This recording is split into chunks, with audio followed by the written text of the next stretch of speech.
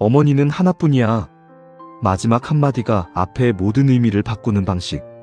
마지막에 등장한 단 한마디가 앞에서 읽었던 모든 문장의 뜻을 완전히 바꾸어 버린다면 어떨까요? 한 초등학생이 학교에서 짧은 작문 숙제를 받았습니다. 작문의 제목은 이것이었습니다. 어머니는 하나뿐이야. 선생님은 아이가 세상에 단 한 분뿐인 어머니에 대한 사랑과 감사를 쓰리라고 기대했을 것입니다. 아마 우리도 그렇게 예상할 것입니다. 그러나 아이의 작문은 전혀 예상하지 못한 방향으로 흘러갑니다. 어느 날 선생님이 아파서 학교가 일찍 끝났습니다. 나는 평소보다 일찍 집에 돌아왔고 어머니를 찾다가 침실로 들어갔습니다. 그곳에서 나는 어머니가 낯선 아저씨와 함께 있는 장면을 보았습니다. 어머니는 나를 보더니 소리쳤습니다. 뭘 그렇게 쳐다보고 있어? 냉장고에 가서 차가운 맥주 2병이나 가져와. 나는 부엌으로 달려가 냉장고 문을 열고 안을 살펴본 뒤 침실을 향해 큰 소리로 외쳤습니다. 하나뿐이에요, 어머니. 바로 이 마지막 문장이 농담 전체를 완성합니다.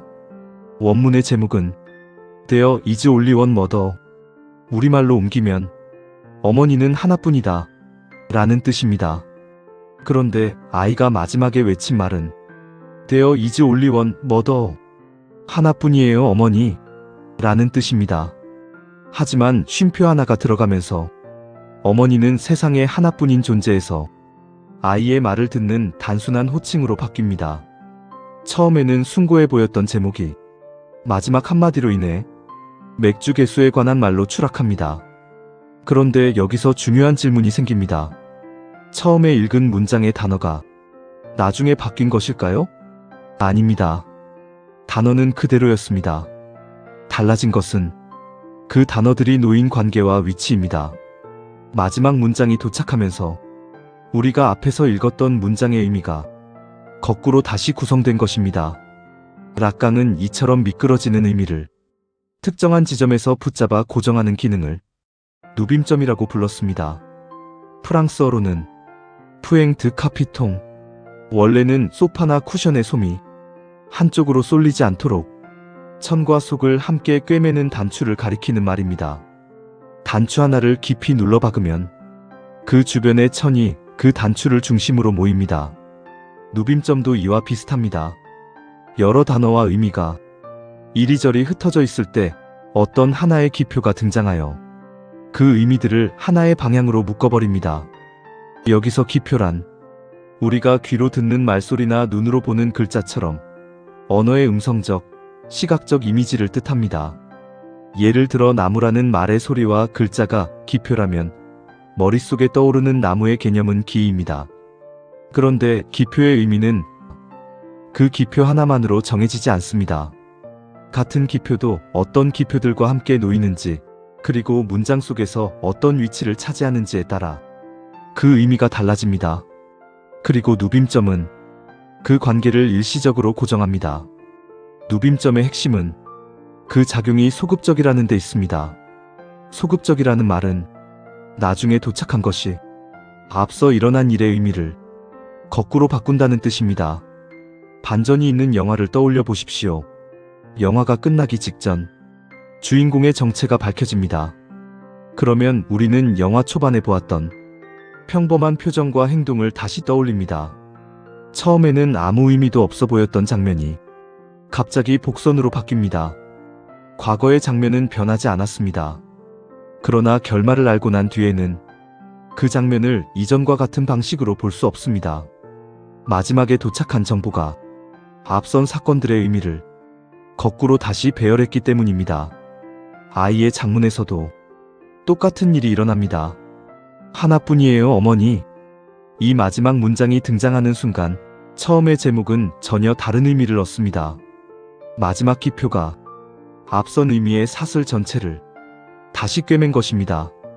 이것이 누빔점의 작동 방식입니다. 누빔점은 문장 안에서만 작동하지 않습니다. 우리가 살아가는 사회에서도 수많은 기표가 서로 경쟁합니다. 자유, 공정, 성장, 안전, 정상화, 이 단어들은 분명 의미를 가지고 있습니다. 그러나 그 의미가 처음부터 하나로 고정되어 있는 것은 아닙니다. 어떤 기표와 연결되는가에 따라 서로 다른 현실을 구성할 수 있습니다. 한 회사가 인력을 줄이고 임금을 동결하고 남은 직원에게 더 많은 일을 맡겼다고 해보겠습니다. 회사는 이 상황을 혁신이라는 기표로 묶을 수 있습니다. 그러면 인력 감축과 임금 동결은 미래를 위해 감수해야 할 불가피한 변화로 읽힙니다. 성장이나 도전이라는 말까지 연결되면 야근하는 노동자는 희생당하는 사람이 아니라 조직의 미래를 함께 만드는 사람으로 묘사됩니다. 반대로 같은 사건을 착취라는 기표로 묶으면 어떻게 될까요? 인력 감축은 비용을 노동자에게 떠넘긴 일이 되고 야근은 자발적인 헌신이 아니라 불평등한 노동 조건이 됩니다. 물리적인 사실 자체가 마술처럼 사라진 것은 아닙니다. 그러나 그 사실을 어떻게 이해할 것인지, 누가 책임을 져야 하는지, 무엇이 정당한 행동인지가 달라집니다.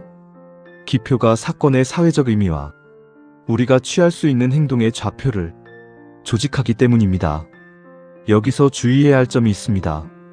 누빔점이나 주인 기표가 사전적 의미조차 없는 공허한 소리라는 뜻은 아닙니다. 자유와 공정에는 분명 의미가 있습니다. 하지만 자유가 정확히 무엇인지, 공정이 무엇을 요구하는지를 단 하나의 내용으로 완전히 확정할 수는 없습니다. 그 의미가 완전히 채워져 있지 않기 때문에 서로 다른 집단이 그 단어를 차지하려고 경쟁합니다. 그리고 그 단어를 중심으로 다른 기표들을 배열합니다. 누빔점의 힘은 풍부한 내용을 혼자 가지고 있어서가 아닙니다. 주변의 기표들을 하나의 질서로 묶을 수 있기 때문에 생깁니다. 지적에게 이데올로기는 현실 위에 거짓말을 덮어 씌우는 일만을 뜻하지 않습니다.